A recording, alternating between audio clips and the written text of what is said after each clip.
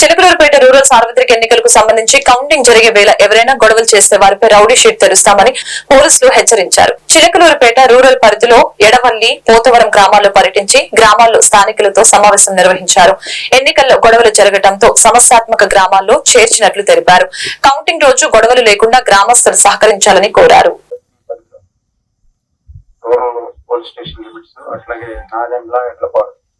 మూడు police station limits లో కూడా ఎలక్షన్స్ ప్రశాంతంగా జరిగింది.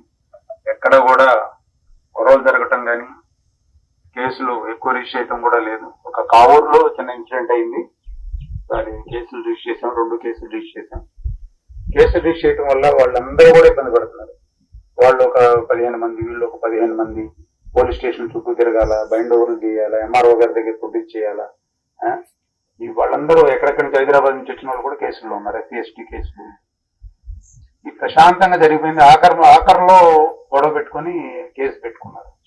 అట్లాంటిది ఈ సమస్యాత్మక గ్రామాల్లో అన్నింటిలో కూడా కెమెరాలు అవి పెట్టాము, మేము ఫ్లాగ్ మార్చ్ చేసాము, బిఎస్ఎఫ్ వాళ్ళని తీసుకొచ్చి తిరిగాము, మీటింగ్లు పెట్టాము. అందువలన అన్ని కూడా ప్రశాంతంగా జరిగినాయి. ఎడవల్లిలో కూడా మీటింగ్లు అవి పెట్టాము. ఇక్కడ కూడా ఎటువంటి గొడవ లేకుండా అందరూ సహకరించారు. ఎవరు ఓటు వాళ్ళు వేసుకున్నారు, ఏమి ఇబ్బంది లేకుండా అంతా ప్రశాంతంగా జరిగింది. ఇప్పుడు ఉండే పరిస్థితులు కూడా మీరు చూస్తున్నారు. జిల్లాలో మన చిలకలూరుపేట కాన్స్టిట్యున్సీలో ఎట్లా ఉన్నాయి, అట్లాగే నర్సరావుపేట కానీ, గురజాల కానీ, మాచర్లు కానీ ఎట్లా ఉన్నాయనేది చూస్తున్నారు. ఎవ్వరు కూడా గ్రామాల్లో మనుషులు అనేది లేరు, ఇళ్లకి తాళాలు వేసి వెళ్ళిపోయి ఉన్నారు.